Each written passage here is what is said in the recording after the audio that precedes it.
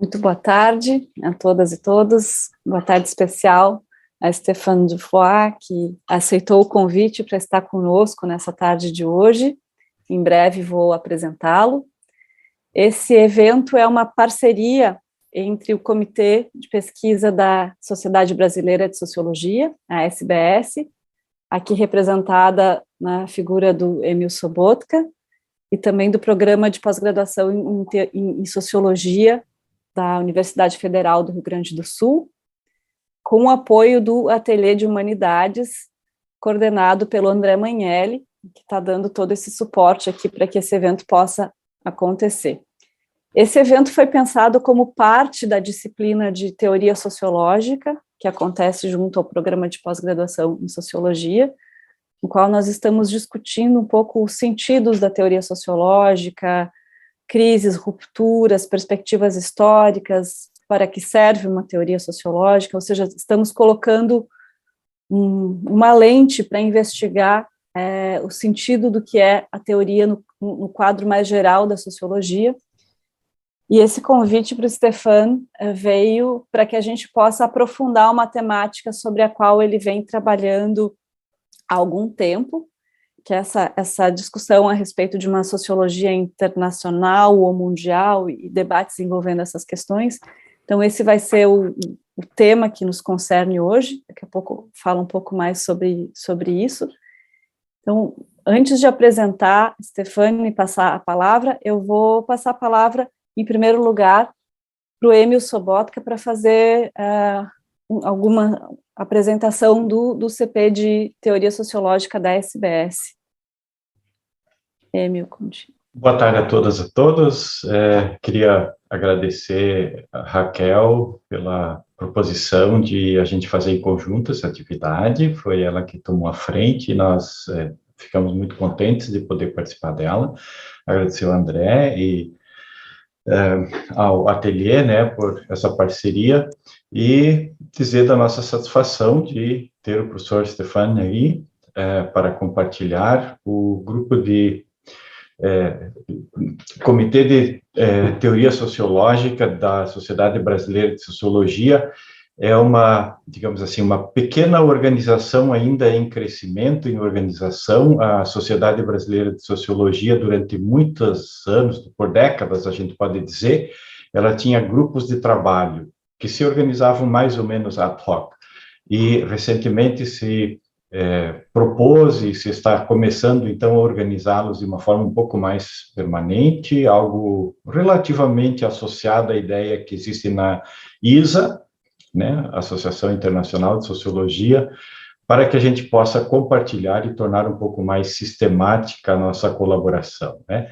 Dentro do grupo, nós, enfim, temos pessoas com orientações teóricas muito diversas. Temos aí o professor Frederick Vandenberg, que é uma das pessoas que tem tomado frente aí em muitas das discussões interessantes de teoria sociológica no Brasil. E a ideia é promover o quanto mais possível a diversidade. E como Raquel mencionou, eu creio que a ninguém é segredo que a teoria sociológica, nesse momento, passa por desafios muito grandes, e será para nós um prazer imenso, professor Stéphane, ouvi-lo, compartilhar também um pouco desse seu aprendizado, desses anos de dedicação à temática. Seja muito bem-vindo entre nós. Eu também, obrigado. Eu passo agora a palavra para o André Magnelli, para dirigir umas palavras em nome do Ateliê de Humanidades. Adorei o português, Stéphane. Surpreendente. Boa tarde, pessoal. Aumentei um pouco. Ai, mais ainda. Eu fico bastante feliz de a gente estar começando a fazer um primeiro encontro junto com a Sociedade Brasileira de Sociologia. Eu acho que é o primeiro de outros que vão ser realizados.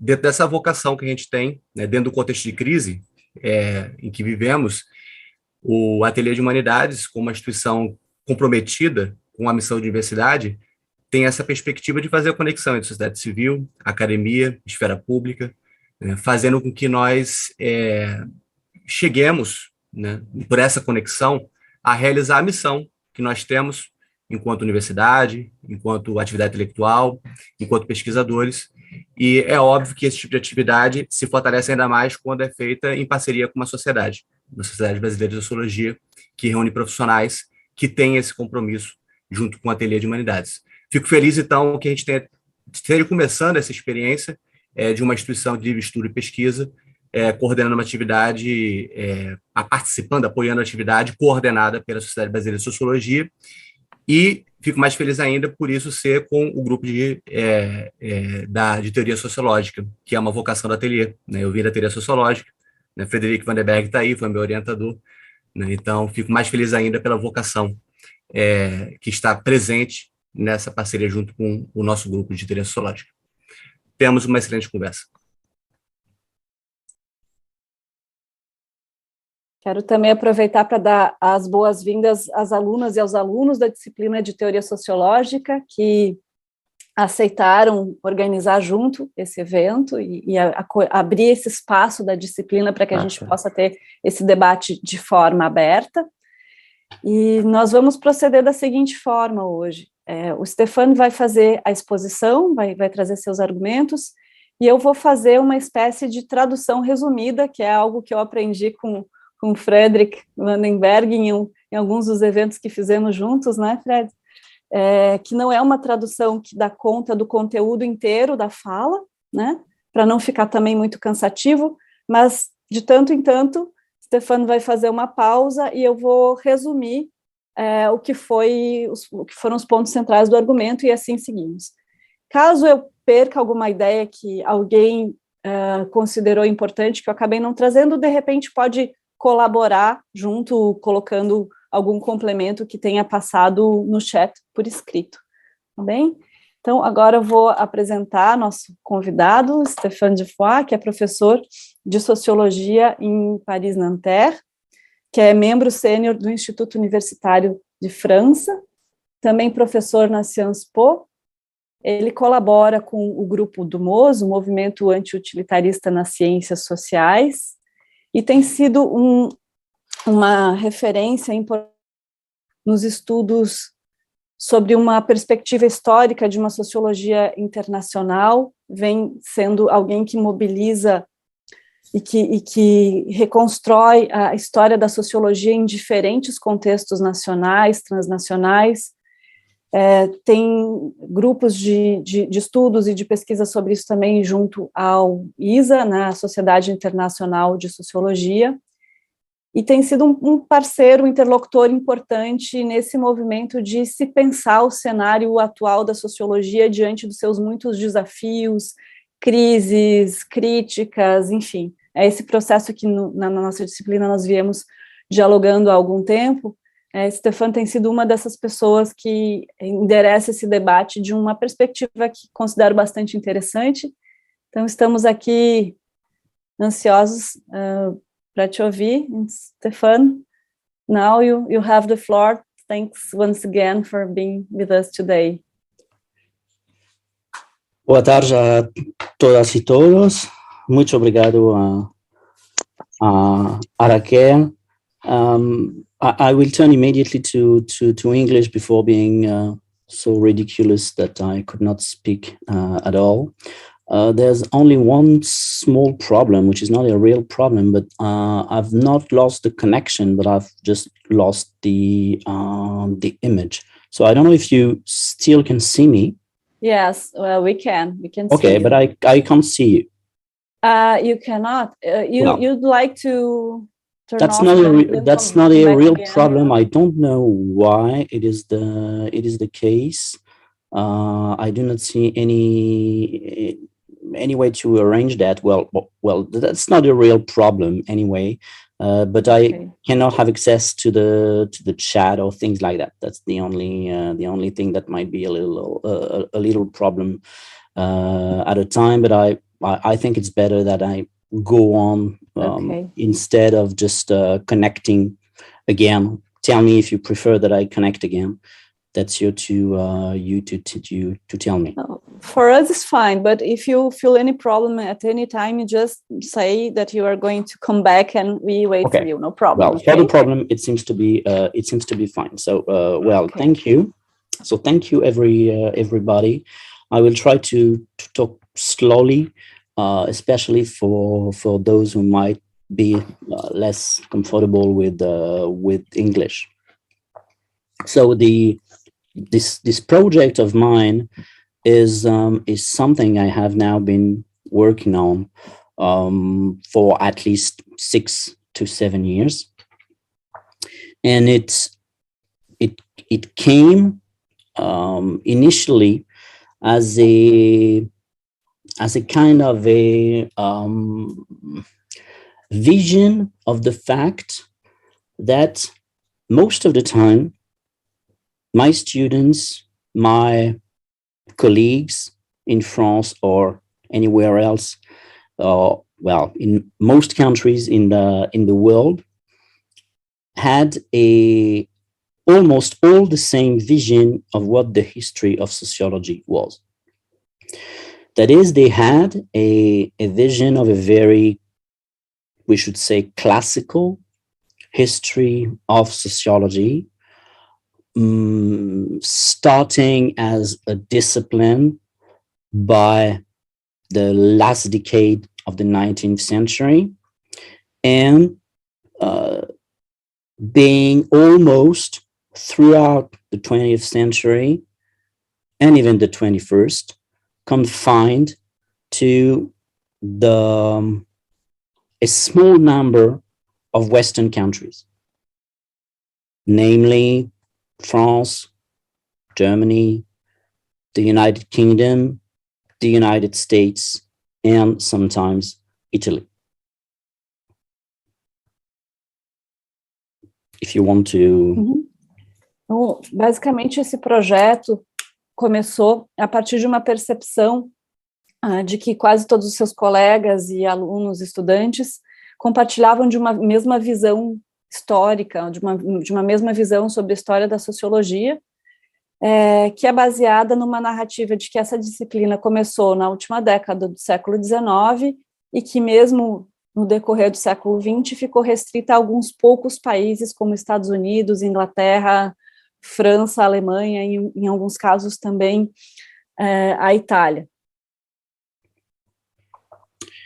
And from this on, I started reflecting upon two things. First, how close to reality is that history? Is that a history per se, or is that a narrative? Which is not the same thing, of course. And the second thing I was wondering about was, what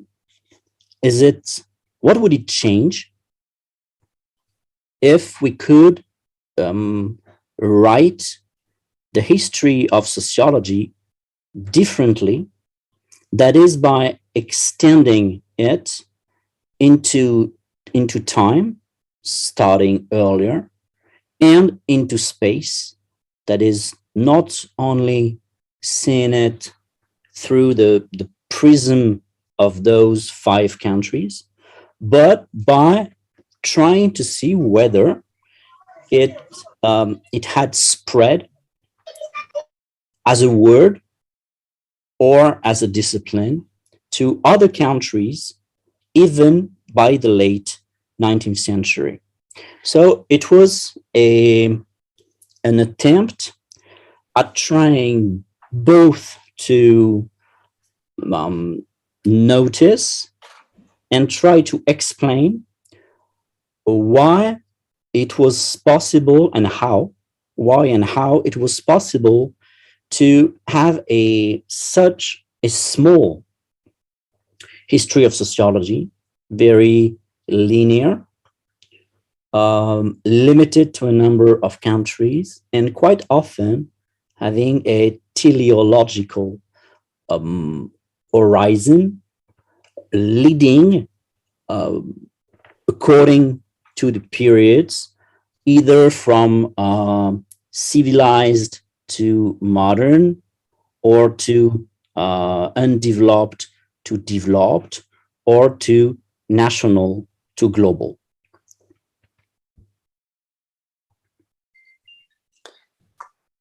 Então, o que ele está propondo nessa investigação é refletir sobre 2 pontos em particular. O primeiro é se essa história da sociologia que chega até nós de forma tão difundida, ela é de fato uma história, ou seja, se ela narra, se ela conta os fatos mais próximo da realidade, ou se ela é uma narrativa, porque são coisas diferentes. E o segundo ponto é o que muda se essa história pudesse ser escrita em outros termos, ampliando as categorias geográficas e temporais dessa história, ampliando no tempo e no espaço. E isso coloca como questão a importância de se perceber e explicar, tentar compreender o como e o porquê essa forma de se contar a história da sociologia acabou se difundindo, porque é uma história que ela é limitada, linear e muitas vezes teleológica, no sentido de que apresenta a história da disciplina consolidando certas categorias como do simples ao complexo, do pré-moderno ao moderno, nacional ao global. Né? Por que esse processo se consolidou nesses termos? And so this is I would say the very first task of the project, and it took me like some 2 to 3 years before coming to some first conclusions about that. Why was it so long? Because actually, if you want to extend your reflection in time and in space, that is, if you do not limit your investigation to what has already been written on the history of sociology, well, it takes a lot of time, because you have to go and see in various languages actually what has been existing from primary documents, and not only from second-hand documents. So you have to go and see what was, we could say, the genesis of sociology, not as a single discipline that would have spread from Europe in a very univocal or unilateral manner to the rest of the world, but as a complex process in which a word, the word sociology coined by Auguste Comte in the 1830s, has been or had been appropriated differently in different parts of the world. So to try to sum it up, it meant shifting from a very diffusionist or a diffusionist idea of the radiation, if you like, from a center to all of the peripheries, but keeping the very same idea. So it's only a transplantation, if you like. Shifting from this to another process, which is a process of indeed some kind of a diffusion of the word, but followed by differentiated appropriations in different countries. I hope it's clear. A primeira tarefa foi essa, foi uma tarefa de mapeamento que levou um tempo bastante longo, de 2 a 3 anos, para poder ter as primeiras conclusões, e isso se deve ao fato de que escrever essa outra história, essa história expandida, não é um processo que pode se valer apenas de leitura de histórias já escritas, é preciso acessar documentos em primeira mão, justamente porque se trata de escrever coisas que ainda não estão apresentadas. Então, foi um trabalho de levantamento de documentos, documentos originais, e que lhe permitiu pensar a gênese da sociologia não em termos de uma disciplina unívoca que se difunde de uma forma radial, né, a partir do centro e se espalha para outros lugares, mas como um processo que, a partir de uma difusão da palavra cunhada por Comte na década de 30 do século XIX, como essa palavra se difundiu, mas constituiu experiências muito singulares, apropriações muito singulares do que veio a ser a concepção de sociologia. Então, não existia uma única concepção que se espalhou, mas uma palavra que assumiu diferentes matizes. Então, se trata, em primeiro lugar, de recontar, de encontrar documentação que evidencie, que embase essa outra história. Therefore, from this, I try to draw the hypothesis, just as Raquel summed it up, that it was possible, even looking at the genesis of sociology, not to consider it as something that was similar or identical everywhere, but as already by the late 19th century, a panorama, a landscape of various conceptions and interpretations of what sociology meant, and as a consequence of the very institutionalization of sociology as well. Então, a partir dessa hipótese, foi possível olhar para a gênese da sociologia, não em termos idênticos, mas de perceber que já no final do século XIX, a disciplina ganhava corpo em termos singulares em diferentes contextos, dando origem não apenas a diferentes concepções de sociologia, mas também a diferentes processos de institucionalização de sociologia. So from this, there already started to emerge a new vision of that history, especially as far as we would say the legendary narrative of sociology, in the very literal meaning of legendary, that is, that has to be read. This legendary narrative could be put in tension with another one that could be understood as more effective, more empirically grounded, but that had been, for various reasons that have to be understood, that had been silenced by the elaboration of that legendary narrative, which is in fact what we could call the canonization of classical sociology. Então, aqui está em questão uma confrontação entre uma narrativa lendária, né,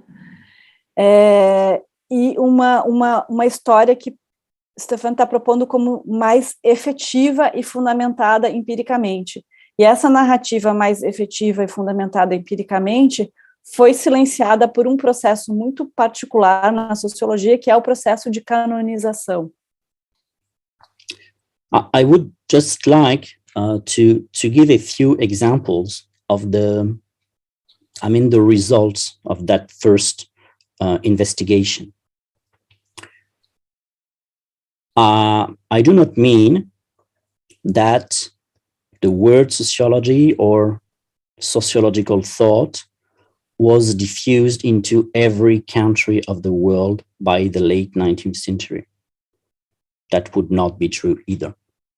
But we can see a number of countries or a number of regions of the world in which it was.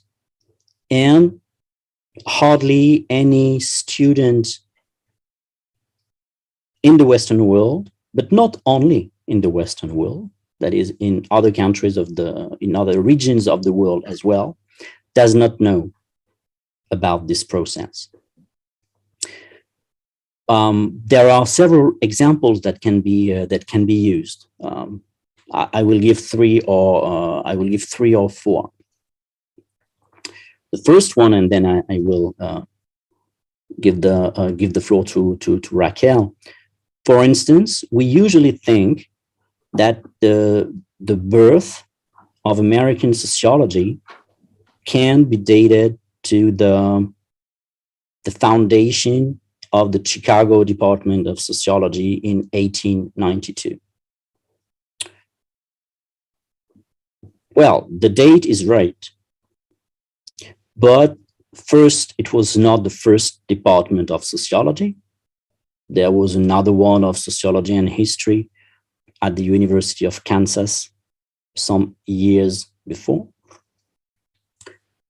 which changes something quite important, which is what we usually consider as being the cradle, the geographical cradle of American sociology, which is bound to be north and northeast of the country.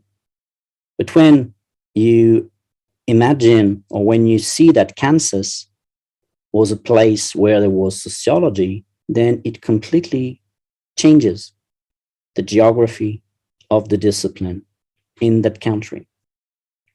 And just one last thing before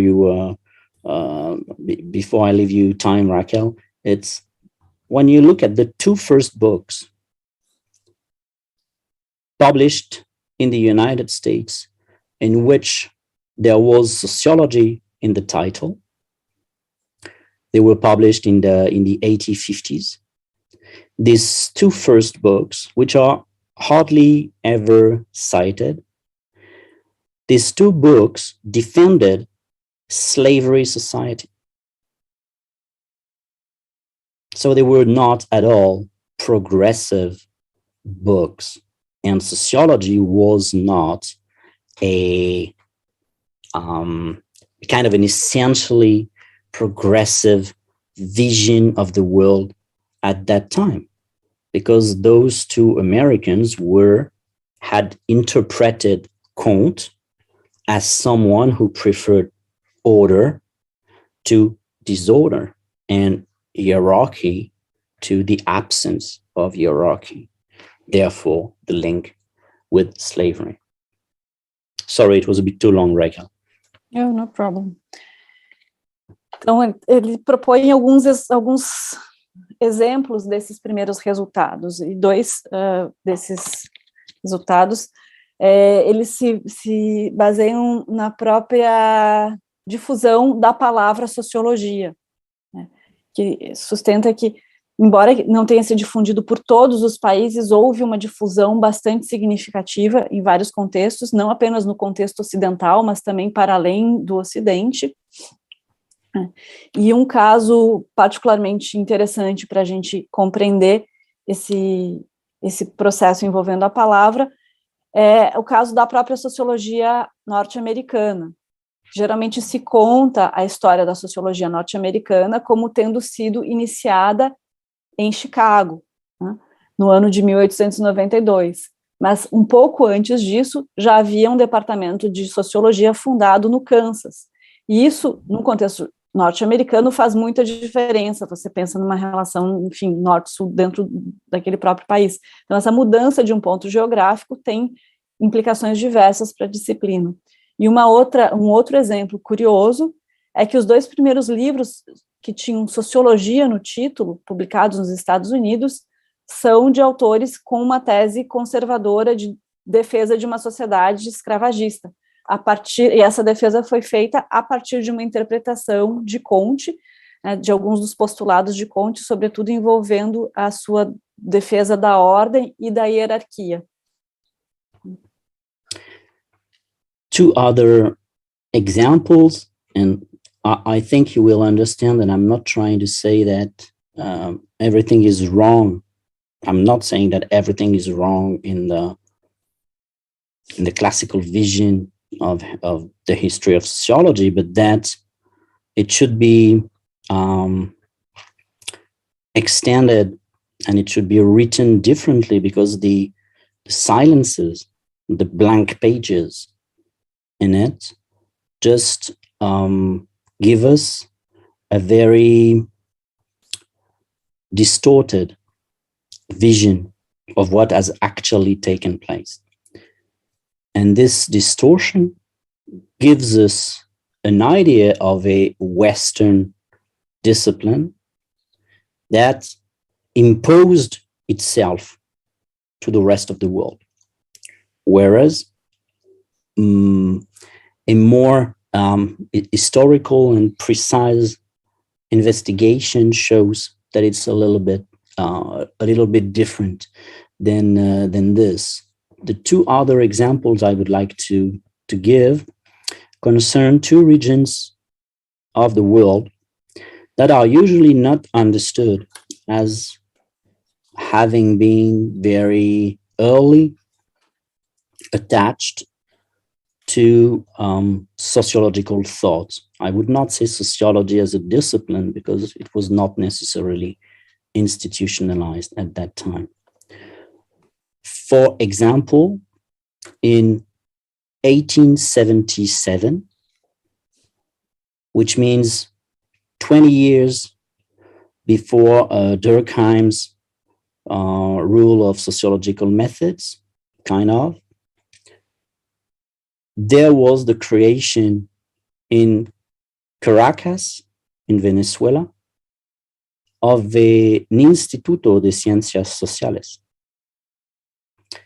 And the speeches that were delivered at the moment of the foundation of that Instituto give us a very precise idea of what Sociología in Spanish meant at that time in Venezuela.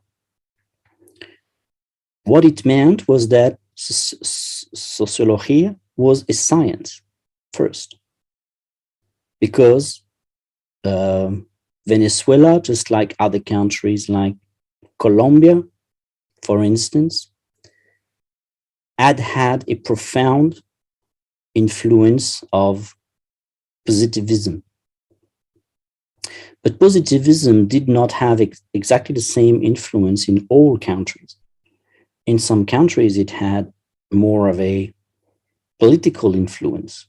In some other countries, it had another kind of influence. For instance, in the late 19th century, positivism did not have an influence on sociology in Brazil.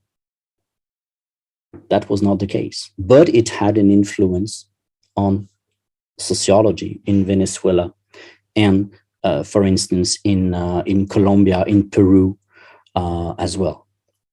There, and I stop, there, Sociología meant science, so this is a very important point, but this science was less understood as a discipline than as a science that had to be associated to the creation of a nation state. That is, to the creation of a new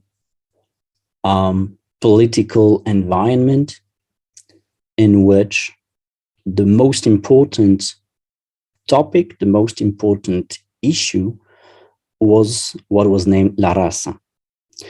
Not in the biological meaning of the term, but in the meaning of the population or the people.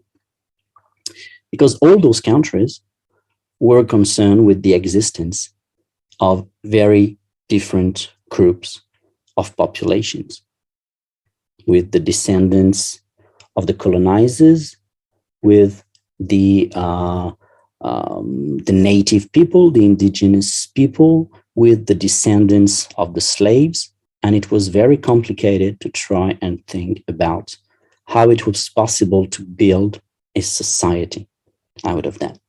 So their primary issue was about this, which is not exactly the same vision as existed at the same time in the United States or in Europe, because that was not the same kind of society.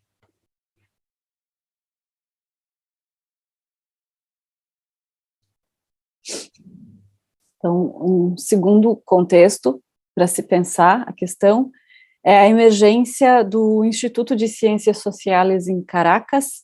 Me corrija se a data estiver errada, mas eu anotei 1887. O que essa ideia já de Instituto de Ciências Sociais já remete à ideia de que a sociologia era compreendida nesse contexto como uma ciência, sobretudo. Isso muito em função da influência positivista.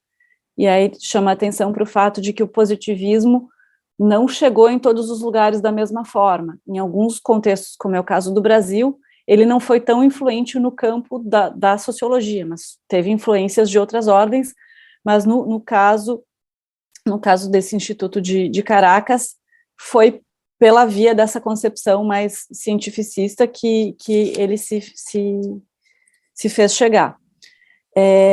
Mas há que se entender uma coisa muito particular desse contexto, que ciência, naquele momento, não era entendida enquanto uma disciplina, em termos disciplinares, como, por exemplo, no caso da concepção de ciência vigente nos Estados Unidos, na Europa, que caracteriza uma outra via de sociologia, mas a ciência entendida, ou pelo menos associada à criação de um Estado-nação, que colocava como desafio particular a questão da raça não tomada em termos biológicos, mas em termos de população. Se tratava de como pensar a criação de um Estado-nação a partir de grupos étnicos, grupos com histórias muito distintas que deveriam coabitar o mesmo território.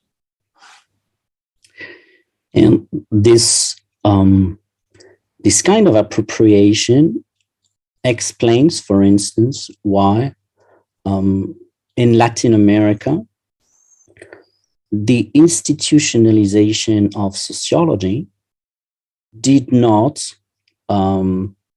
emerge, did not start when the word started to spread. But the institutionalization started much later. And it was not the case because they could not institutionalize it, but because there were some political, intellectual reasons why they actually could not.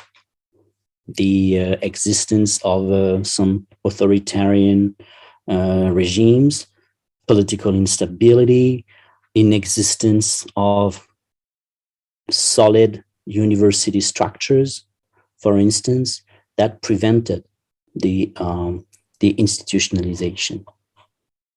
Just to give one example, in Colombia, where there was a deep debate about Sociologia in the 80s, well, in this country, the first department of sociology was only created in 1960. So more than 80 years later.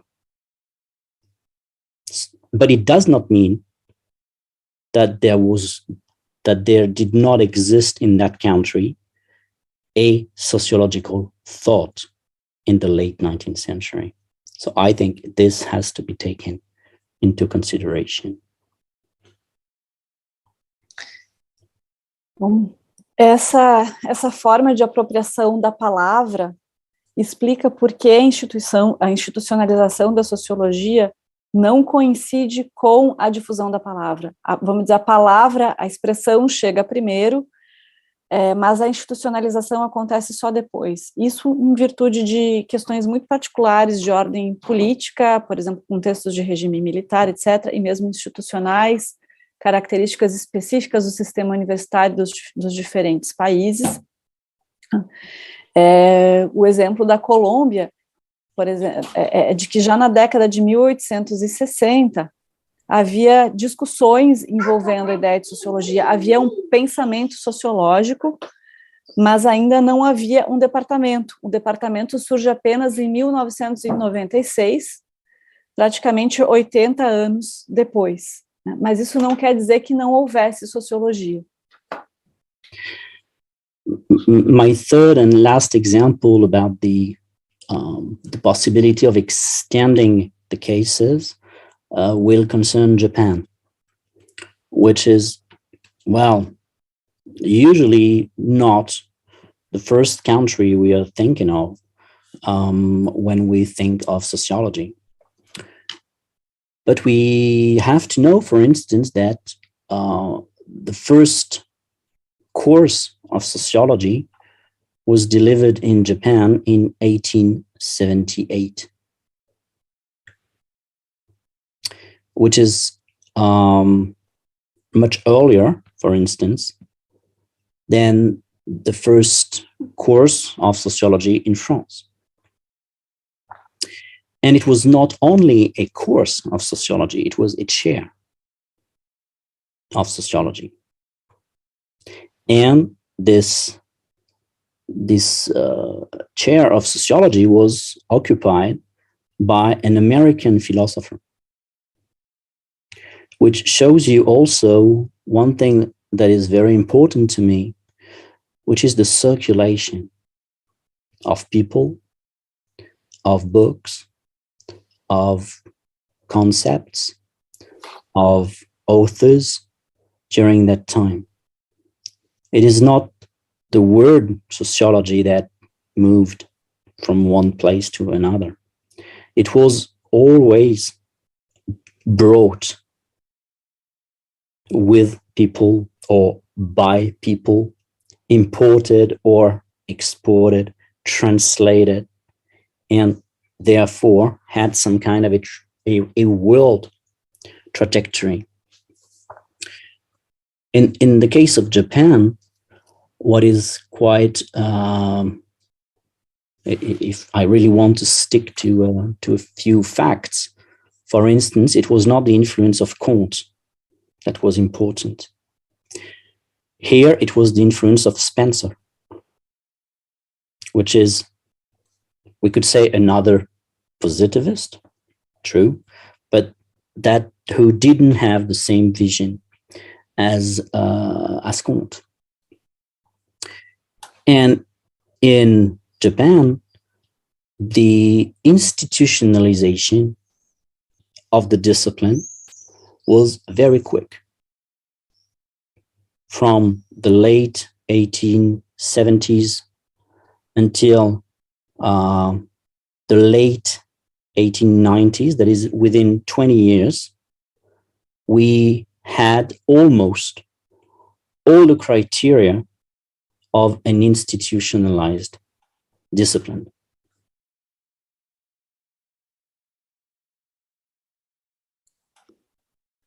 Então, o terceiro exemplo é o caso do Japão, em que o primeiro curso de sociologia aconteceu em 1878, antes que houvesse a primeira disciplina ministrada na França. E se tratava não apenas de um curso, mas de uma cadeira de sociologia, que foi ocupada por um filósofo americano. Isso chama a atenção para o fato de que não era apenas a palavra que circulava, mas, sobretudo, havia uma circulação de pessoas, livros, conceitos, autores. A ideia da sociologia, ela era movimentada por pessoas. E outra peculiaridade do contexto do Japão é que a influência central não foi a de Comte, mas de Spencer, né, que ainda que se situasse também no registro positivista, havia uma concepção diferente do que seria a sociologia. E outro detalhe é que a institucionalização da sociologia no Japão se deu de forma muito rápida. É um processo que começa ali pelo final da década de 1870 e ali pela década de 1890, né, portanto, num prazo de 20 anos, já se encontrava no Japão todos os critérios para o que se considera uma institucionalização disciplinar. So what what I mean by these criteria is, for instance, that from the early 1890s, there was no more foreign instructors of sociology in Japan. There were only Japanese. There was a journal of sociology. There was a professional association as well. And there were treaties of sociology. The first treaty of sociology in Japanese was published in 1882, which is very early if we, I don't know, if we consider it with Pareto's treaty, for instance. So everything was, we could say, ready for an institutionalization of the discipline. Still, we have to notice that this institutionalization, which is a Japanese appropriation of sociology, did not mean that they were not interested in Western authors anymore. They still were, but they were kind of mixing Western authors with Japanese authors, with a very specific vision of the kind of sociology would best fit the Japanese society.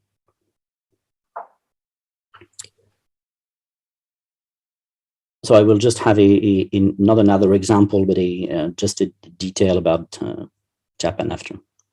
Ok.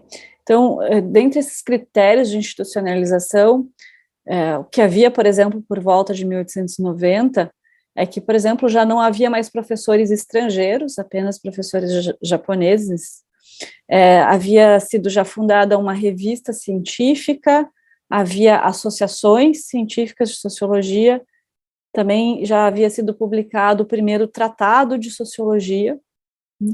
Portanto, estava tudo pronto para que houvesse esse processo de institucionalização.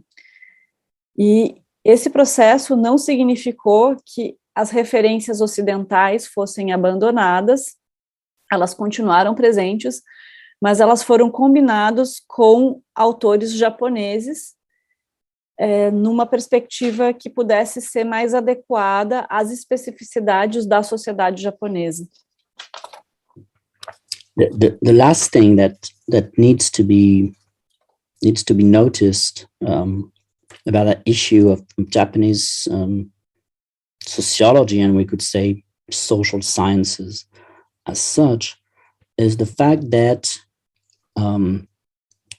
this rise of the social sciences was linked to the forced or felt as forced modernization of the country from the mid-19th century onwards. And this modernization was understood by the new elites of the Meiji regime as being linked to science and as being linked to law. This is why there was an important effort, impetus that was given to science and to the teaching of science.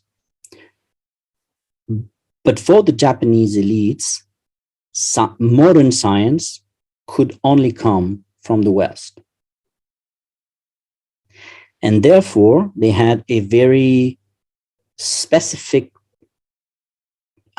governmental policy, which was about hiring some foreign instructors to teach the new Japanese students and to make them modern. And this is why the first sociology instructor was an American. Mm-hmm. But this modernization was also part of another Japanese project, which was to become the first power in the region. And all this was linked, actually. The Japan considered that they had to become modern, but this modernization also meant considering that the usually big powers in the region, Russia and China, had then to be considered as being more traditional than the Chinese. And so a kind of a hierarchy was organized in which it became not only important, but compulsory for Japan to prove their superiority on China and Russia, which explains their war with China, against China in 1895, and their war with Russia in 1905. And they won these two wars.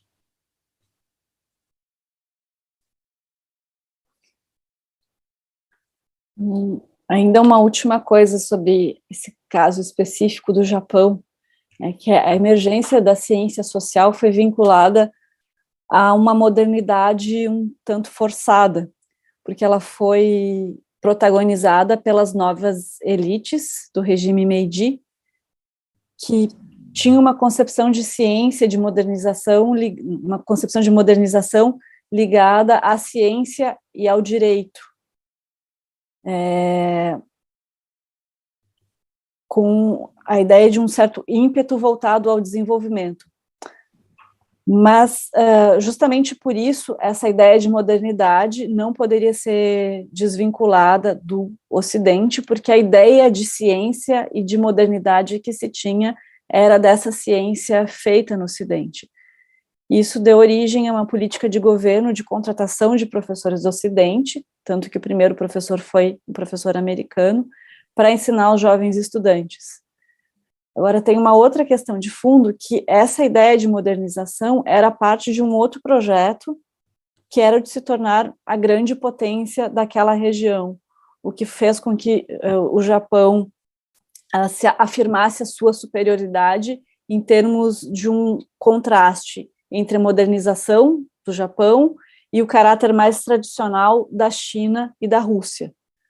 Essa era uma forma de estabelecimento de uma distinção, e que também fez com que o Japão guerreasse com China em 1895 e com a Rússia em 1905, e que ganhasse ambas as guerras.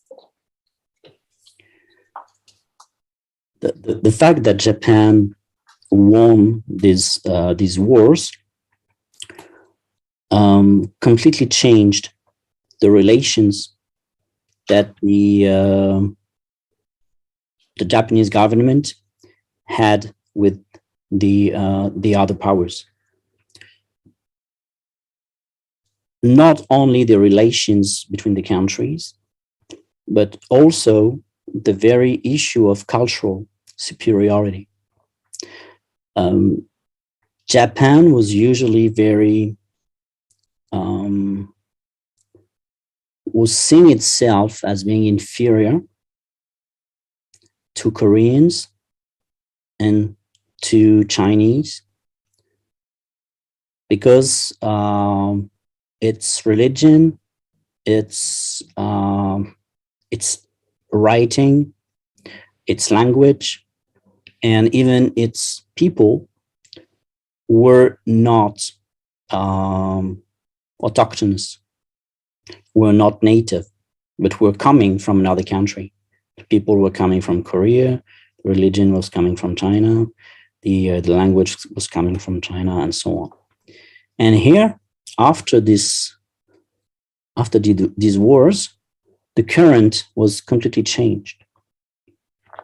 And especially as far as sociology is concerned, and I will just give that example, the first translation of the word sociology in Chinese comes through Japan and not through the Western world. It is the translation of a Japanese treaty that was precisely the one that was written in 1882, and this gave the first translation of sociology in Mandarin. So we here again see a very specific translation, which is not mediated by the West, but that runs along other channels than the one we could imagine if sociology was bound to be a Western-centered discipline that had just spread over the world.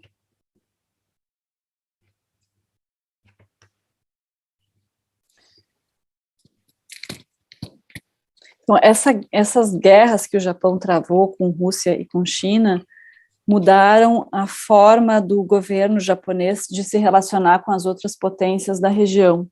Até então, o Japão se via como inferior, por exemplo, à Coreia e à China, porque a sua escrita, a sua religião e mesmo o seu povo não eram autóctones, né? Essas características vinham de outros lugares. Mas depois dessas guerras, o balanço da equação mudou. Isso incide sobre o próprio campo da sociologia, né? Por exemplo, a palavra sociologia chega na China não como uma tradução direta de uma palavra que chega do Ocidente, mas é uma tradução mediada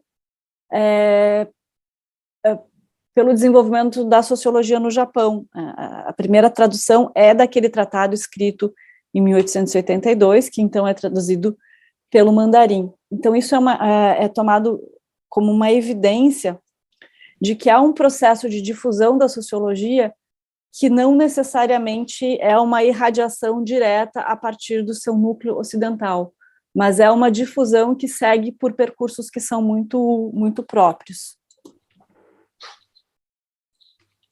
So I have insisted quite a lot on this necessity to have this extension in time and in space. I hope I have been convincing in this, and now in the last 30 minutes or so, I would like to insist on two different points that are of course linked to what I have already said.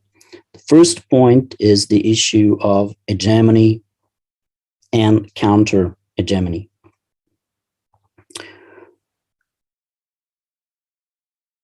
Using the word hegemony implies understanding the world evolution of sociology as being linked to some forms of power and to some forms of, I would say, soft imposition of power. They do not have to be harsh impositions of power. And it links sociology to something that has been rather forgotten. I mean, the link has been rather forgotten, which is the link between sociology and imperialism. Be it a real imperialism, that is a real colonization, for instance, in North Africa, or in Africa south of the Sahara, or in parts of Asia, like Western Asia, India, and so on. Be it some kind of neo-colonialism, as it was the case, for instance, in most Latin American countries. That is the persistence, the lingering of political links, of economic links, but also of cultural links that played a great role in the fact of imposing, sometimes under the disguise of goodwill and good faith, but imposing a vision of sociology and of the social sciences as being first and foremost sciences, with the idea that a science can be nothing but rational, universal, searching for laws, and therefore following the Western path of science.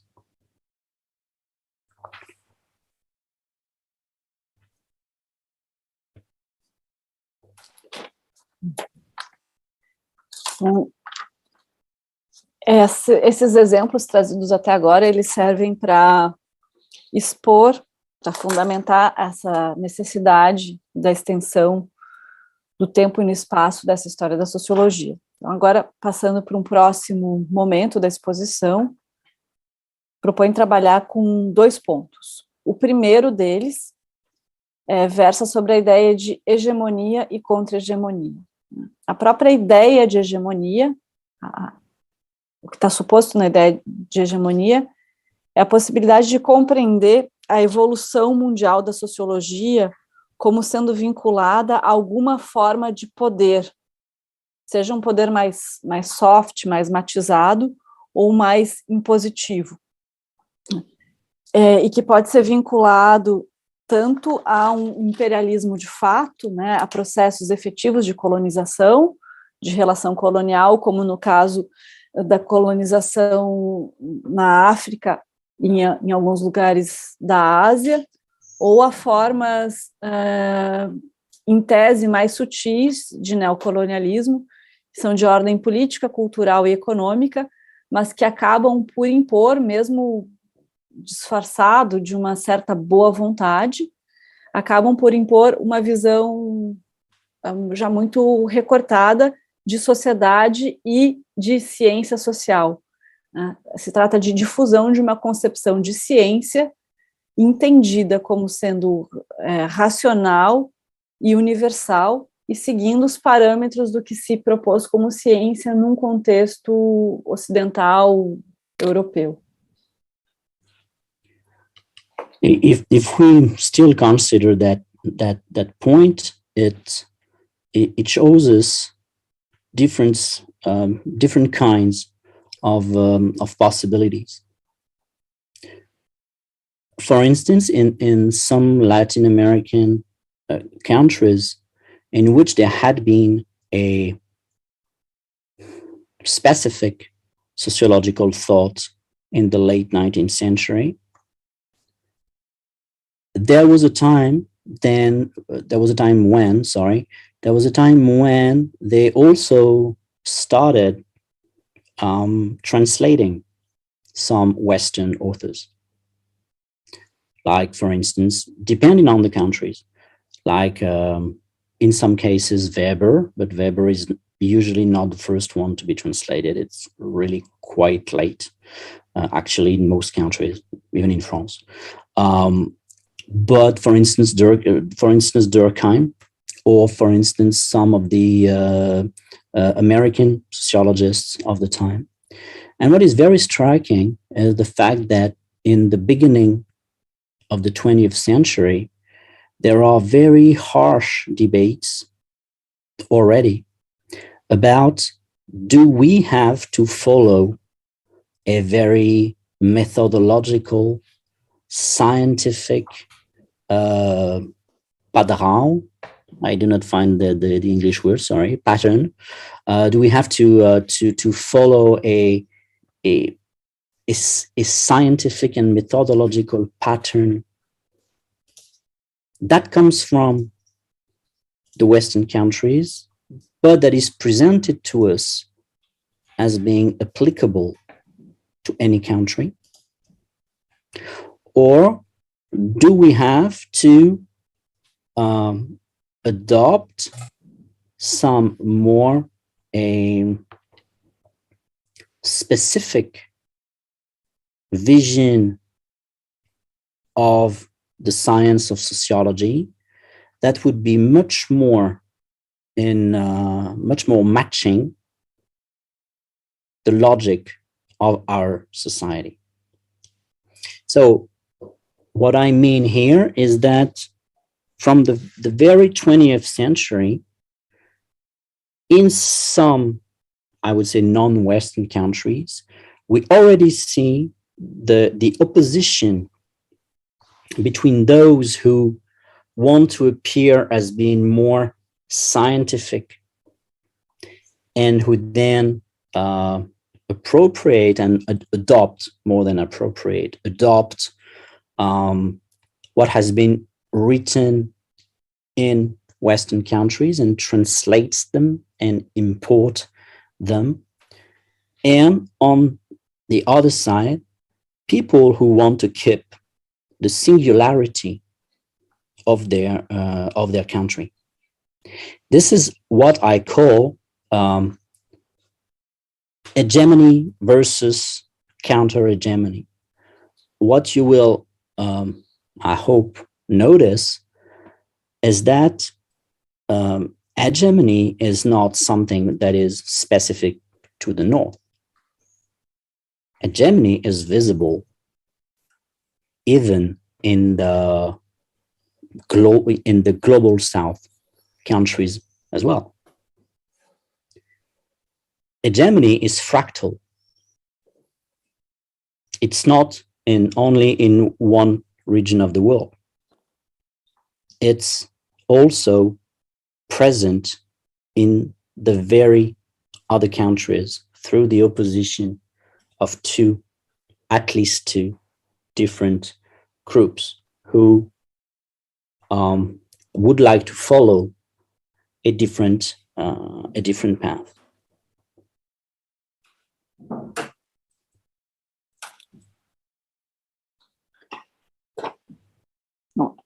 Aqui é importante chamar a atenção para o fato de que em alguns países latino-americanos, já no começo do século XX, havia debates sobre a necessidade ou não de se seguir um padrão de metodologia científica oriundo do Ocidente. Acho que a gente toma o Ocidente, sobretudo como Europa, e que era apresentado como uma metodologia universal, passível de aplicação a qualquer contexto, ou se deveria adotar uma visão mais específica e adequada à lógica dessas sociedades em questão.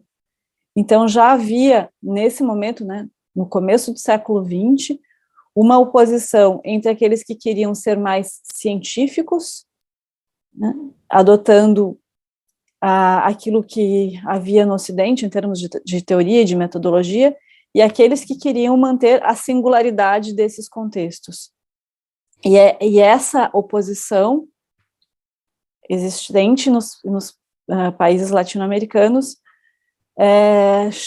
nos convoca a pensar a ideia já de hegemonia e contra-hegemonia, mostrando como a ideia de hegemonia não é uma questão específica do norte global, mas ela se faz presente também em grupos específicos nesses outros contextos. Portanto, propõe a ideia de que a hegemonia ela é fractal, ela é difusa, está também em outros países, em outros grupos. As time is just flying by, I will perhaps skip to one example to try to explain this. In the later decades, I think it must be somewhere in the 1950s, one of the most Argentinian sociologists, Gino Germani, was to oppose in Latin America, well, in the case of Latin America and in the case of Argentina, two different kinds of sociologies, what he called Sociologia de cátedra and Sociologia científica. This is exactly what I'm talking about. That is, opposing people who are bound to be more philosophers, more speculative, that want to have a specific link to their country, but that are not necessarily bound or in the will to adopt the reflection of the others who want to stick to a more scientific vision of sociology and of the social sciences, which will make this latter group, for instance, become very close to the International Sociological Association, because they have the feeling that this is where true sociology will be effective and will be practiced, whereas the others will quite often be linked to other international sociological associations. So it's not only a question of people, it's not only a question of country, it's also a question of what kind of links can you have. For instance, in Latin America, there were links with different people who wanted to defend that padrão sociológica, like, for instance, Florestan Fernandez, like Gino Germani, like Orlando Falsborda in Colombia, and some other people like that. So it was also transnational. So we really have to be careful, because it's not an opposition between one part of the world and another part of the world. It's actually an opposition that runs across the continents, the countries, and also at the international level. And then I'll give another Brazilian example.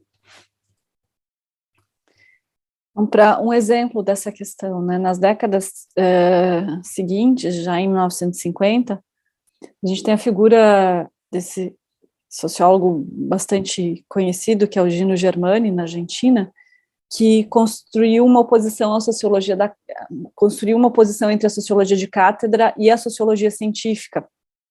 A sociologia de cátedra nomeava aqueles pesquisadores, professores mais vinculados com a realidade nacional, enquanto a sociologia científica adotava uma concepção mais difundida de uma sociologia europeia que seguia certos parâmetros de ciência, e os sociólogos mais próximos a essa visão científica de sociologia foram aqueles que encontraram abrigo junto à Sociedade Internacional de Sociologia, né, a ISA,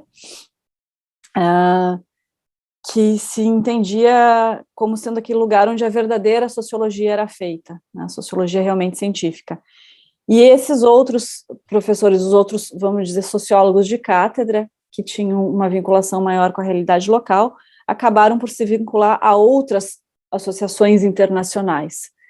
Isso para dizer que não se trata apenas de pensar a história da sociologia em termos de uma oposição norte-sul global, que é um atravessamento muito mais complexo, são oposições não apenas entre partes do mundo, mas entre visões que se deslocam de forma transversal, transnacional, internacional. E quando a gente conta a história da sociologia, é preciso levar essas características também em consideração. For instance, we can use two Brazilian examples. one that is very characteristic of the 1930s in Brazil, and the other one from the 1950s. The creation in the 1930s of the Universidade da São Paulo and of the Escola Livre da Sociologia e Política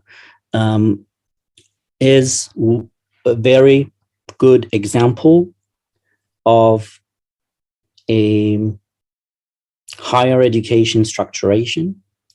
But if we look at the way sociology was taught, for instance, in those institutions, well, it was not taught by Brazilian teachers. It was taught by foreign teachers. And even those foreign teachers were coming from two different traditions.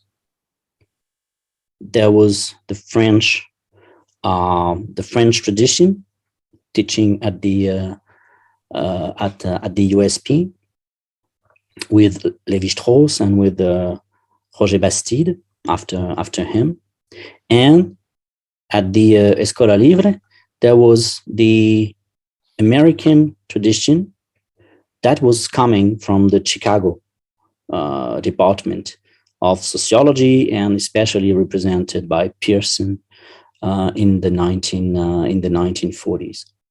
So the very first who I wouldn't say introduced, but really crystallized sociology in Brazil were people coming from other places and teaching not sociology as such, but teaching their sociology.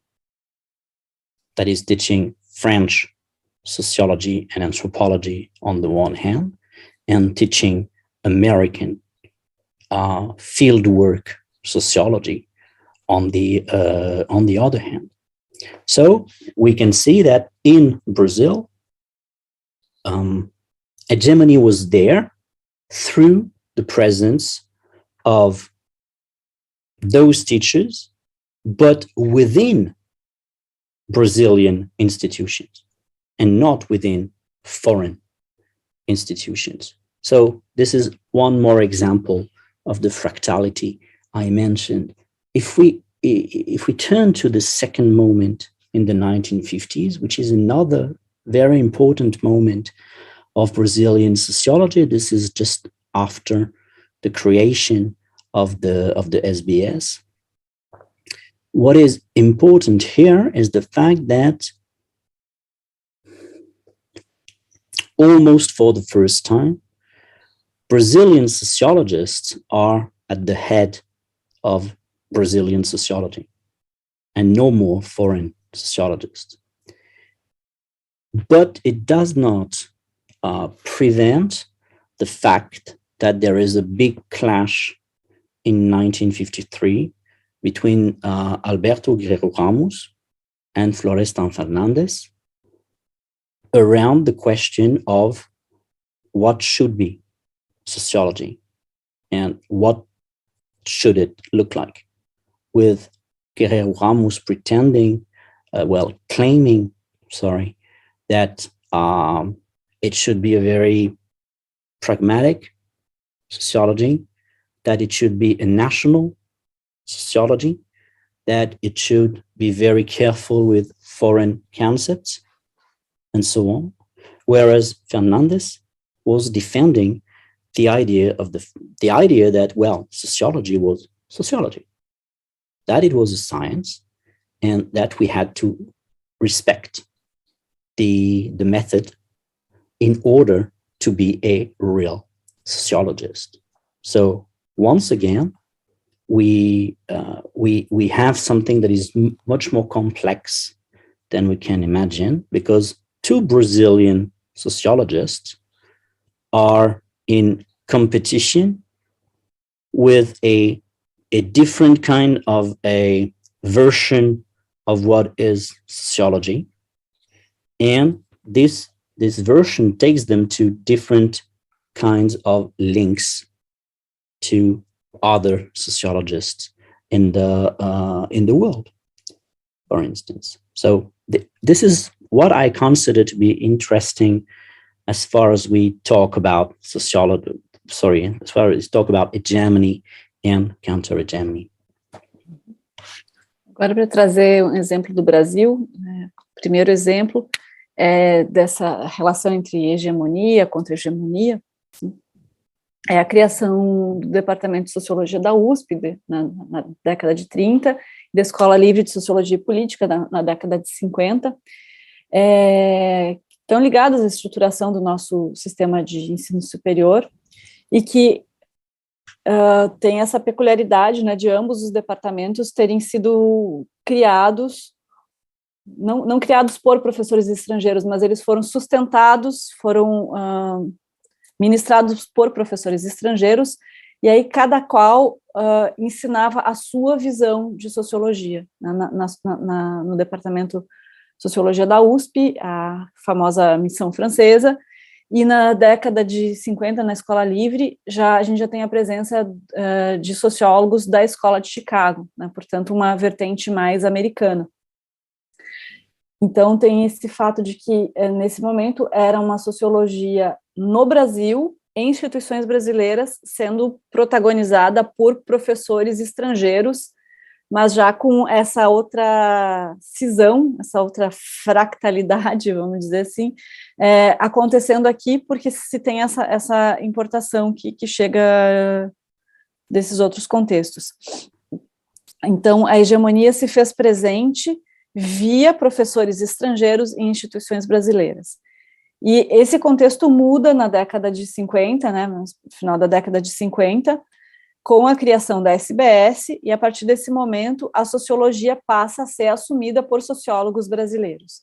Mas ainda assim isso não equivale em nada à constituição de uma sociologia única. A gente tem essa célebre disputa entre Florestan Fernandes e Guerreiro Ramos, em que o Florestan Fernandes defendia uma concepção mais científica, universal, de sociologia, enquanto o Guerreiro Ramos tinha essa concepção mais pragmática, mais nacional. Ele advertia muito em relação ao uso de conceitos estrangeiros. Então, mesmo nesse contexto interno, a gente tem, mais uma vez, uma fragmentação, uma disputa em torno de qual se torna a sociologia propriamente hegemônica. Just to finish, because I think it would be interesting to have some have questions and debate. I would like to explain why I prefer the idea of a world sociology than of a global sociology. Global sociology is a phrase that has really started to be used in the late 1980s. And it has been used in a very, very specific way, especially at the ISA, because it was used by one of the vice presidents of the ISA, Martin Albro, and by the president of the time, Margaret Archer. And for them, global sociology was the logical horizon of sociology. This is where sociology should go. But what it actually meant, it meant that, and this is that was the very title of Archer's presidential address in 1990. It was one sociology for one world, which means we are now having, or will be having soon, only one world. Then we should have one sociology. So underneath the idea of global sociology is the idea of a unity of the discipline. And this unity of the discipline is explicitly put against the the constantly rising voice of those who contest and challenge Eurocentrism. Because from the 1970s on, there have been more and more voices and more audible voices that challenged the Eurocentrism of the social sciences, their hegemony, their Western centrism. And it's using global sociology was some way to try to push them towards cultural relativism and to push them towards indigenous sociology. That is a sociology that could not form or present a commensurability between all the sociologists, because it would be so much specific that sociologists could not speak to one another.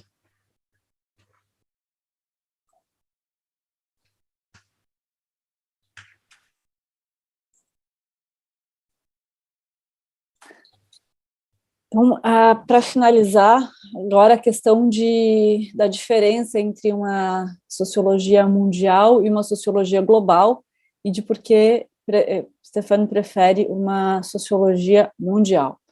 Primeiro, então, a ideia de uma sociologia global, o que está em questão? A ideia de uma sociologia global, ela começa a ser, essa expressão começa a ser usada no final da década de 80, mas, sobretudo, um marco importante dessa expressão é no presidential address, no discurso da presidente da ISA, a Margaret Archer,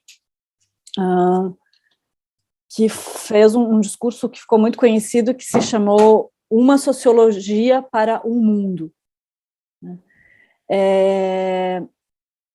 E aí, essa ideia de uma sociologia global, ela aparece como uma espécie de horizonte lógico para o desenvolvimento da sociologia, para um percurso que já estaria acontecendo. Mas o problema, né, o que está subjacente nessa ideia, é uma ideia de unidade da disciplina que se constitui à custa de um certo silenciamento de vozes emergentes que denunciavam o caráter eurocêntrico ou ocidentalocêntrico da disciplina. Era uma forma de dizer que essas reivindicações dessas outras histórias ou dessas outras formas de fazer sociologia é como se elas fossem demasiado específicas, é como se elas fossem indígenas, né, como se elas fossem muito próprias de um contexto local, né, e que, portanto, implicariam num relativismo com consequências problemáticas para a sociologia, porque levariam a uma fragmentação de tal ordem que impediriam o diálogo, impediriam a constituição de uma comunidade disciplinar em que os parâmetros, os conceitos pudessem circular. Então, por trás dessa ideia de uma sociologia global, está suposta a ideia talvez de uma sociologia única. On the contrary, I think that using world sociology is different, because I do not understand it as being a sociology of all the world, of course. It's not a sociology for all the world. I see it as being a sociology that can encompass the world, that is not limited to a small number of countries, so that sociology and sociologists can be understood as belonging to a same world of sociology, but this world, to me, is neither a supercontinent, as it could be with the idea of a unique sociology, neither a mere collection of islands, as if there were only national sociologies. To me, what we could head towards is the fabrication, and I insist on that, because I think it does not exist yet, or at least not enough. What we could head to is the construction of a sociological archipelago that is both and at the same time a combination of structure and particularity, both being in tension, but in an essential tension.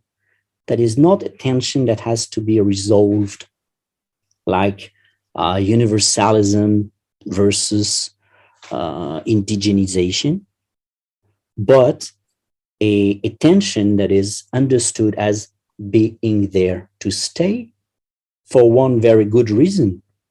And I will finish on that, which is that it's been there for the very beginning.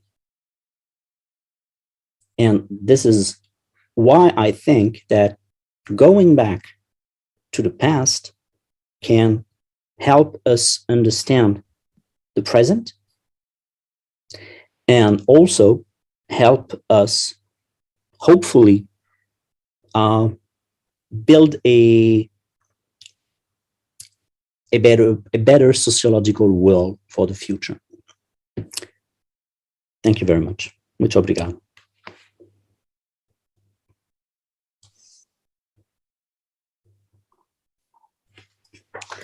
Wow, yeah. Então, o porquê de defender a expressão sociologia mundial? Por que ela é diferente? Não se trata de pensar uma sociologia para o mundo inteiro, ainda que ela possa englobar o mundo inteiro. A ideia é de que os sociólogos podem pertencer a uma mesma comunidade, mas uma comunidade não tomada como um super grande continente, de um lado, e nem como um conjunto de ilhas isoladas, de outro. Como ilhas que não se comunicam, que tornam impossível a comunicação, como se fossem sociologias nacionais que não têm contato. O que Stéphane propõe com essa discussão é a construção, a fabricação de um arquipélago, que seria uma espécie de combinação entre uma dimensão mais estrutural, mais estruturada, e que, ao mesmo tempo, sustenta as particularidades, em uma tensão permanente que não supõe uma resolução. E por que essa tensão permanente? Porque essa tensão, essa diferença, ela teve presente desde o início da sociologia. Então, essa volta ao passado, vou compreender esse processo muito distinto de emergência de diferentes tradições sociológicas, ajuda a compreender o presente e também apresenta subsídios para que se possa construir um contexto melhor para a sociologia no futuro. Foi essa a contribuição. Thank you very much, Stéphane. It's a beautiful metaphor, this archipelago. Obrigado, really beautiful, really beautiful. And okay, now we have some time for the debate. A gente pode ter uns minutos agora para debater. Foi realmente muito bonito, muito elucidativo, muitas coisas para pensar. E nós temos ainda cerca de 20 minutos para o debate. Emil já levantou a mão. Fazemos da seguinte forma: as pessoas vão levantando a mão, ou eu vou também tentar olhar o chat, mas, Emil, eu já passo a palavra para você. Thank you, Stéphane, for the very, very inspiring and really enlightening speech. It was really nice to hear you. I would like to ask you about two lagunes in your speech. The Chinese sociology, if there is something in your focus, and Islamic thought. I will not say sociology, but thought, like you did with some other countries, that you put it under the idea of sociology, even not given this name.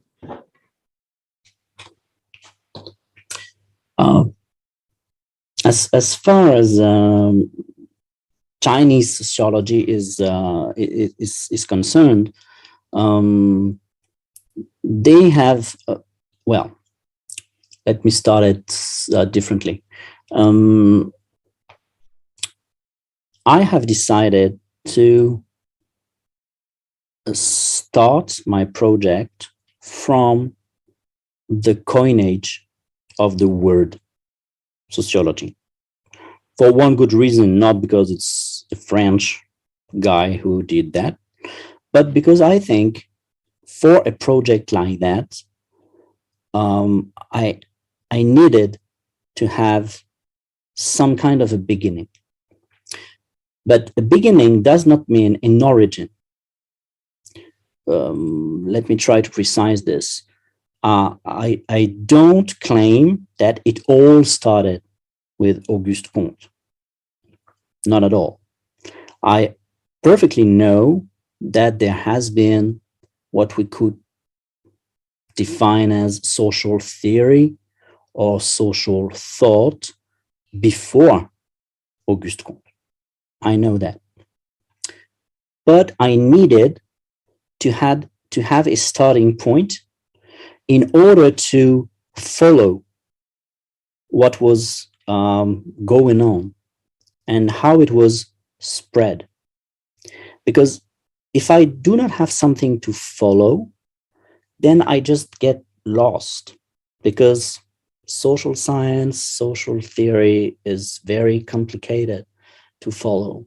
But the kind of trick I have found is that I keep interested and excited by how during the almost 200 years of sociology, there has been multiple attempts at including into the history of sociology people who were coming from former periods, or if they were not.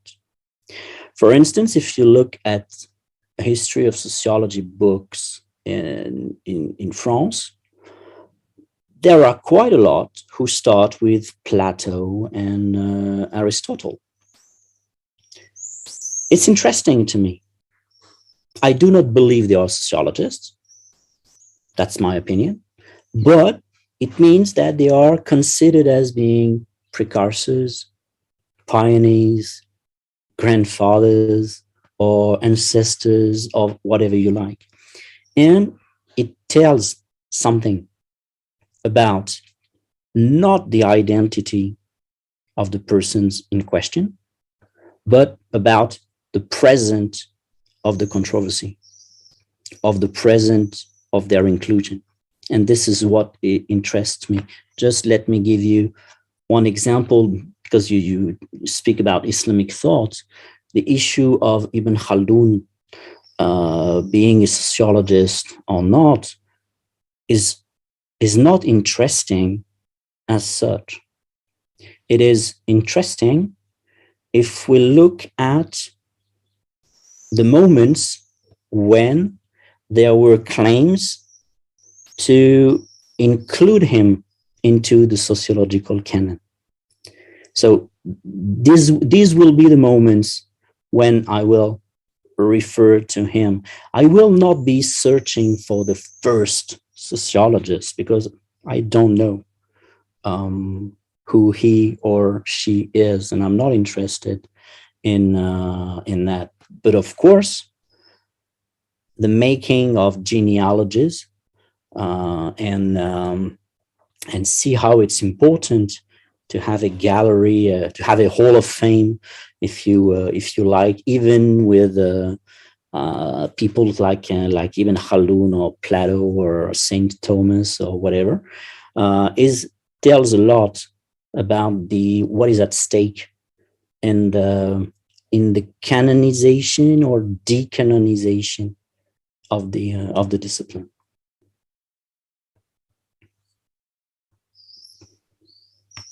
Eu vou fazer um resumo muito resumido da resposta, né? Mas, sorry, I talked too much. No problem.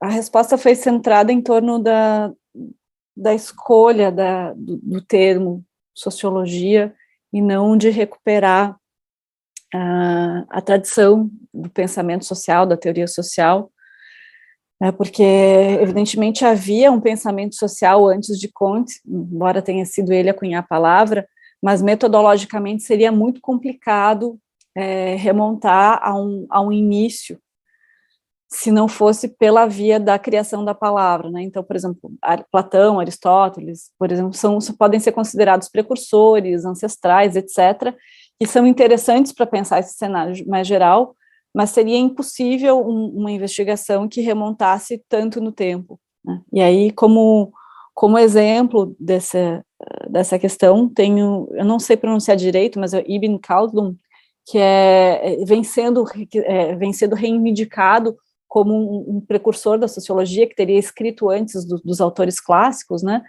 Então ele diz o que importa não é um autor do mundo árabe, o que importa é menos se ele foi ou não sociólogo de fato, né? Essa não é a questão que lhe interessa nessa pesquisa, mas o que interessa é o momento a partir do qual ele é reivindicado enquanto tal. O momento em que se escreve em artigos, livros, textos, e se reivindica o Ibn Khaldun como um sociólogo, aí sim se lança a olhar para ele como essa tradição se constitui a partir dessa referência. Então, foi uma fala em torno das escolhas metodológicas centradas na palavra e na difusão da palavra sociologia. Eu vi que o Márcio de Oliveira fez... Márcio, que bom que você está aqui. Márcio de Oliveira já foi coordenador também do GT de Teoria Sociológica da SBS, deixa eu ver aqui. What is the place of the book Qu'est-ce que c'est l'état? Onde o termo sociologia nos estudos, onde aparece o termo Sorry, I'm mixing. What is the role or the place of the book Qu'est-ce que c'est l'état? Where the term sociology appears on the studies on the many histories of sociology. I'm not sure if I could translate it. Well, actually, the word sociology in French does not appear in that book. It's not there. What is true is that Sieyès, that is the author of Qu'est-ce que le tiers état, has written a text that was conserved into his archive, but that was never published while he was alive. And in this text, he's trying to think of science in the future. And in this text, he uses 3 times the word sociology in French. So what is present in the question is both right and wrong. It's wrong because it's never been published before Comte coined the word. So it's not he did not imitate Sieyès. What is true is that Sieyès used the term, but it was never taken up by anyone, and it was only discovered I would say, discovered because there was an article precisely on that. It was only discovered in the, I would say, some 20, 25 years ago. Only someone working in the private archives of CAS saw that and wrote an article about this. But that's interesting to read, of course, but it does not give any real basis for the study of neither the discipline nor social thought, I think. Então, essa pergunta que o Márcio fez foi sobre o uso da palavra sociologia no livro CAS, né? Que é um livro publicado desse autor, mas nesse livro publicado, que foi escrito antes de Conte ter escrito, nesse livro em particular não há a menção à palavra sociologia.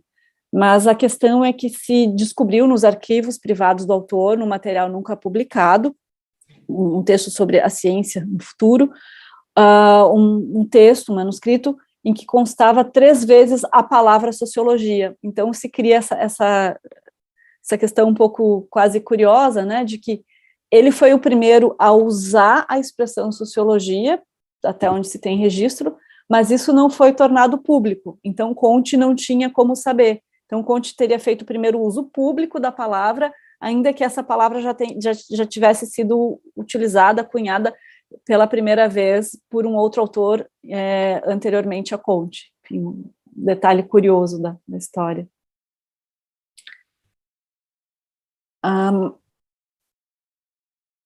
Gostaria de encorajar alguém da disciplina, do curso de Sociologia, de Teoria Sociológica, a fazer alguma questão. Enquanto vocês vão criando coragem e se animando a fazer, eu vou tentar formular aqui uma questão eu própria. Stefan, I'll try to address a question. I have many questions actually, but I'll focus on a topic that interests me. What are the consequences of this another history, or this expanded history, for sociological theory, in particular the issue of the classics? Broadening the history makes us think in a different way about what is sociological theory, or the impact doesn't touch this cornerstone of sociology, that is sociological theory or classical theory? That's a good question, and my first answer is, well, I don't know. I don't know what it could change. What I hope is that it could first be some kind of an eye-opener. Because there are so many sociologists, students, and researchers who actually don't know the history of their discipline, that I think it is, well, they think they know, but they do not actually have I would not say the real one, because I'm not discovering the reality or saying the truth or whatever, but I think it would be worth having a more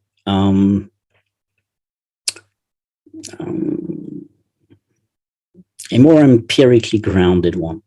Mm-hmm. Quite often, history of sociology is in fact history of sociological ideas. Mm-hmm. And is in fact history of sociological theories. I think that trying to make some, I would say, a historical sociology of sociology makes it necessary to think differently about the discipline, and to think differently about the role of hegemony in the sociological system, but also the role, for instance, of some external factors, which are hardly dealt with when we talk about a discipline. There are not many people who look outside the discipline to try to explain what is going inside, what is happening inside. Whereas there are many examples of the porosity between some quote-unquote external forces and the sociological field. They are not separate bubbles. The role of the Cold War, for instance, is absolutely crucial if we want to understand the evolution of sociology in some countries. The role of the American foundations, be it in Latin America, be it in Southeast Asia, is absolutely fundamental to explain that.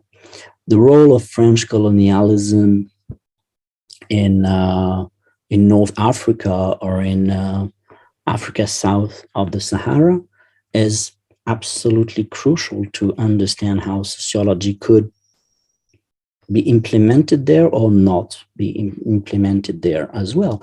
And it's not only in the non-Western countries. For instance, French sociology after World War II is completely decimated. There is hardly one sociologist left. There's only one Durkheimian who's quite old and who is left. And there are 3 chairs in the whole country.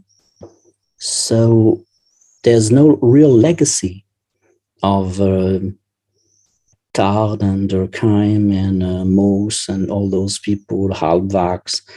And what will make it possible for French sociology to, I would say, rise again, but it's not even it's not rising as a phoenix. It's just being some kind of sociology again, is the help, the monetary help of the Americans. Without this, there would not be any French sociology. The creation of the first sociological research center was in 1946. And the sociologists in that institute, in that center, had the obligation every 2 or 3 years to go to the United States to upgrade into the American sociological methods and to meet new people and to follow courses and so on. So the model, the pattern was American sociology at that time. And it took some time before there was an attempt at moving out of this. And this was Bourdieu. And it was in the 1960s with a very explicit opposition to Parsons' structural functionalism and to behaviorism as well. But before that time, it was really, there was a real influence of American sociology into French sociology. Eu não vou conseguir traduzir tudo porque eu fiquei muito concentrada aqui acompanhando a resposta e esqueci de tomar as notas. Mas eu perguntei sobre a relação, sobre o impacto dessa história expandida da sociologia para o caso específico da teoria sociológica, né? A resposta foi não sei exatamente, mas que essa história mais alentada, mais fundamentada para a sociologia ajuda a gente a olhar com outras lentes sobre esse processo, sobre esse processo todo. Pensando, por exemplo, o papel da hegemonia e também de fatores que são exógenos ao campo, fatores externos, né, como, por exemplo, o contexto da Guerra Fria, a influência que teve em muitos países, o fato, por exemplo, de que na França a hegemonia dos fundadores ali da disciplina, Durkheim, Malvat, Moos, logo desapareceu, né, em função de várias coisas, e depois se deveu muito à influência dos Estados Unidos, a ponto de professores terem que ir de tanto em tanto para se atualizar com métodos americanos, até que Bourdieu reverte essa história. Então, tem uma série de complexidades que na nossa formação sociológica a gente acaba não tendo tempo, não endereçando essas questões. Eu vi que tem uma pergunta do Leonel, eu vou ler a pergunta do Leonel, mas eu vou só fazer um pequeno diálogo antes aqui com o Stéphane. Stéphane, just before there is one last question from sure. Leonel. What you can do also, Raquel, is you may copy the questions from the chat and send them to me. See what I mean? I send you where, on WhatsApp? Well, on WhatsApp or on my email, and where you prefer? I don't know. It's for me, WhatsApp is easier. Okay, I will copy and send you. I will not be able to answer right now, but at least I can give an answer. No, You cannot copy? No, I can. I can. Many people thinking. After I send you the many things and etc. But I also want to just to keep the dialogue. A very short comment. Okay. Reading your papers and listening to you today, the impression I have, just to come back to my first question, the impression that I have that sometimes when we teach sociological theory, above all classical sociological theory, we are not teaching just theory, we are also teaching history, because we present the authors as the founding fathers of sociology. And that's not the reason for me, I guess. That should not be the reason why we consider them classics. And there is a sort of a conflation between history and theory. And we should take those things together, but separately. In a sense that we should think about theory together with history, but having a clear mind that those are different issues. And not teaching an author saying that we are studying him or her because it was a founder, when that's not true. He was not the founder, but because it is important. I'm not managing to make myself clear, but the idea is we don't have disciplines on the history of sociology, and we should, in order to make better sociology and to make better theory, etc. Because we mix the things, but we don't know about theory. We have this mythical history of sociology and not a real or empirical history of sociology. And I think we should create and teach that in undergraduate. I completely agree with that. I completely agree. I have tried in a number of articles, and I think it's the case with the one you made people read. I'm pleading for the fact that history of sociology is underestimated, that it's downsized. It's considered as the poor parent of sociology, and because it's considered as being mere history, and as being, well, not really interesting, and as being, well, some kind of it's not as interesting and as prestigious as theory as such, because, well, theory is sociologically much more higher than, well, considered as it is usually considered, is considerably higher than history of sociology, which is seen as, well, something that anybody can do, and that's not that important. Whereas I think that history of sociology, if we make it something that has a real sense, that is, if it's not about knowing, I don't know, which books Durkheim borrowed at the Bordeaux library. If we know, I know someone who does that. I know. So if we do not keep on doing this, and if we try to have a more worldly vision, I think we can also transform sociological theory courses. Mm-hmm. Mm-hmm. We can add a number. I'm not saying about who is a founder, who's not a founder, because I do not think that's the good question. Mm-hmm. But we might discover a number of theorists that may not have been important in their time, but who have had a vision, have proposed something that can be put in comparison to another author, for instance. I'm not pleading at all for the extermination of the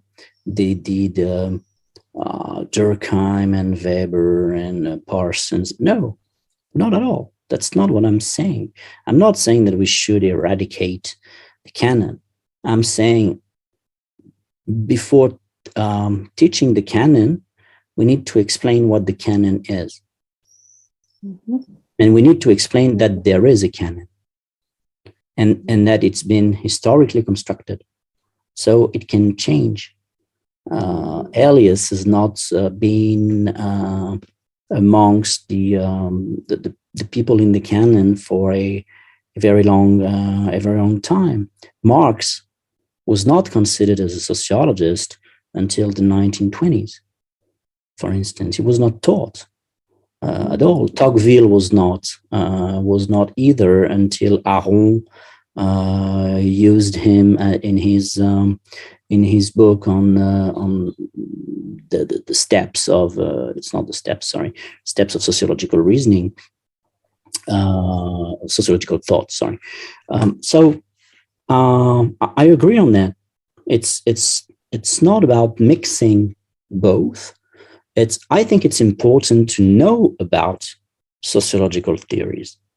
I think it's important to have classes on that and to know, to read people like Parsons and Weber and Zimmel and all that. But it could be important to have more translations, that is, more accessible books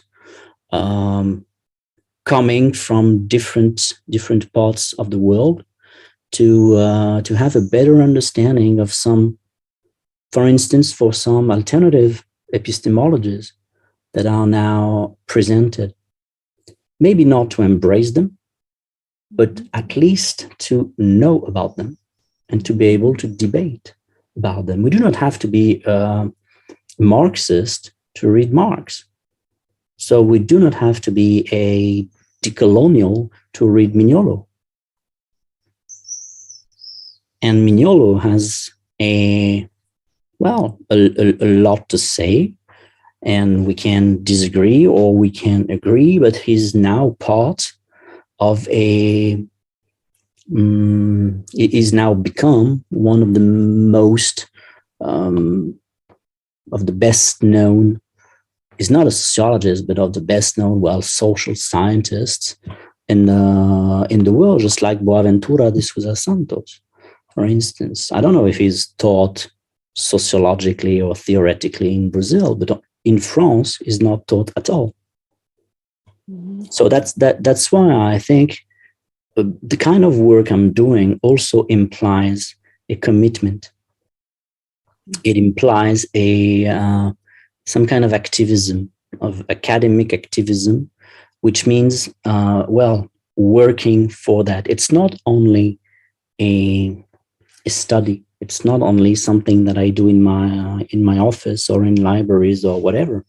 I'm also working to have books translated, to have compilations of chapters, to organize seminars in which different people can come and talk about different topics related to non-hegemony or related to the South and so on. So it's a work that is just huge because it implies changing mental structures as well. And changing mental structures means not only teaching students, it also means teaching teachers. Because most teachers are still prisoners of this captive mind that is this mythical narrative that is very hard to denaturalize, to disincorporate, because it's been so profoundly and so deeply ingrained into us that we do not even, certainly the hardest thing is to just acknowledge the fact that it's not a natural history, if you like, and that it can be seen differently, and that there is something that we might call the canon, which is something that many sociologists do not even recognize. They would say, no, that's not a canon. These are just the founders. Well, that's not exactly the same. So if they were the founders, everyone would agree on who they are. And this is not the case, even if there is a core, of course. Yeah. So I agree with the fact that, there should be two different things in trying, to discover some new people, because there are some very interesting sociologists right now all over the world trying to contribute to some new theories or some alternative epistemologies. And that would be very interesting to translate and to discuss and all that. Stéphane, somehow you addressed most of the questions the students made. I send them to you, but there is one specific that if you allow me, very shortly, because I think it's important. It's a question, I will put together the question from Umaru and Nivaldo. They are saying that you brought examples from China, Korea, Japan, North America, Brazil, but you did not mention Africa. If you can bring an example or why you did not mention the case of Africa, and if you can. Well, I did not mention it for one. I would have mentioned it if I had more time. First, Africa, south of the Sahara, is the part of the world in which sociology emerged. I wouldn't say late, but it would mean that there were steps, but at least emerged only after decolonization. So really in the 1960s or so, except in South Africa. That was the only place where there were classes in sociology from something like the 1920s, I think so. And it's also a continent in which there are very few countries in which there are a number of universities with either sociology courses or sociology departments. There are not many like that. There's South Africa, of course. There is Nigeria, There is Senegal, but outside Zimbabwe as well. But outside of those 4 to 6 countries, sociology is not really a discipline that has found its way. There are very good reasons for that. In the 1960s and beginning of the 1970s, there was a real rise of the social sciences in the decolonized African states, at least a number of them. But what happened and what was really absolutely dramatic was the policy of the International Monetary Fund about what the African states should do in order to reduce their debt. And so it's sort of structural adjustment, sorry. And this structural adjustment policy incited the African states to specialize into one part of the economy or one part of the agriculture. So they had to specialize into what they had most, but without any kind of diversity, which really caused dearths in many of the African states. For instance, Ethiopia has endured dearth because it was only growing peanuts, because it was considered as that was what was growing there, and that they should specialize in peanuts and export their peanuts. But well, you cannot live out of peanuts. So of course that was very complicated, and if you add to this political instability, it really becomes a complicated situation. And there is another consequence of the structural adjustment policy. It is that of course the subsidies from the IMF to the African states was also reduced, and the African governments had to choose where they would put money, and most of them decided to cut in higher education.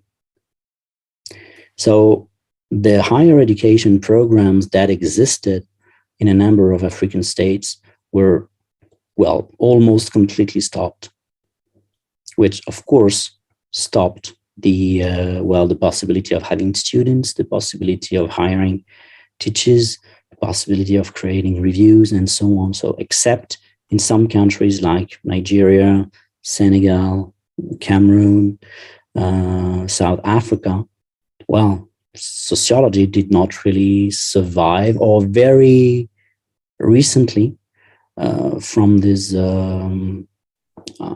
catastrophes and these exogenous, once again, determinants and factors. So that's all. I could have said a lot. It's quite interesting. For instance, in Nigeria, the first department of sociology was created by a Swedish sociologist who was a specialist of Sri Lanka, and who was to become one of the presidents of the ISA, and he's the one who pushed into them. Mm-hmm. Perfect. I will now translate and then conclude this session. Thanks a lot.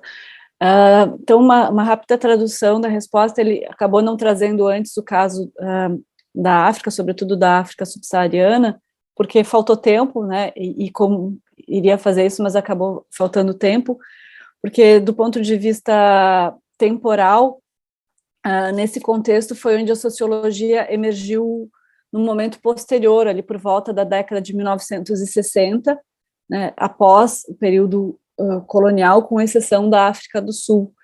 E ainda assim, hoje são poucos os países em que há uma institucionalização em termos departamentais da sociologia, né? São um pouco mais de seis países.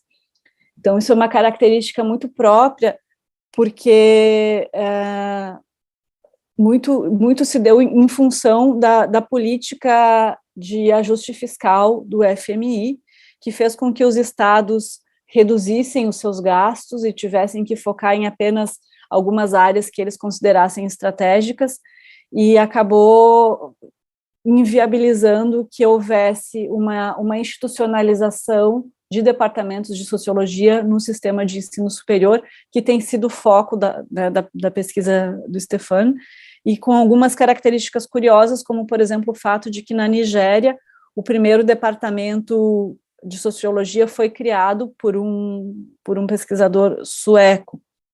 Então, muito do contexto africano é isso, se deve à herança colonial e, sobretudo, às políticas específicas do FMI, que são um traço distintivo do cenário da emergência da sociologia. As demais perguntas, que eu acho que já foram endereçadas um pouco pelo Stéphane, eu enviei para ele por mensagem, porque ele não está conseguindo acessar aqui no chat. Se possível, ele vai ainda depois mandar algum outro comentário sobre elas, mas quero agradecer imensamente a presença de todas e de todos aqui, né? Mais uma vez agradeço ao apoio do André Magnelli, agradeço ao apoio do CP de Teoria na figura do Emil Sobotka, a todos os participantes, e special thanks for you, Stéphane. It was great, many issues, many ideas to think about, and we hope to meet together soon, online, sure, or in Porto Alegre or where else. It was really Wherever. Great. Many comments here in the chat. Good. Thanks a lot.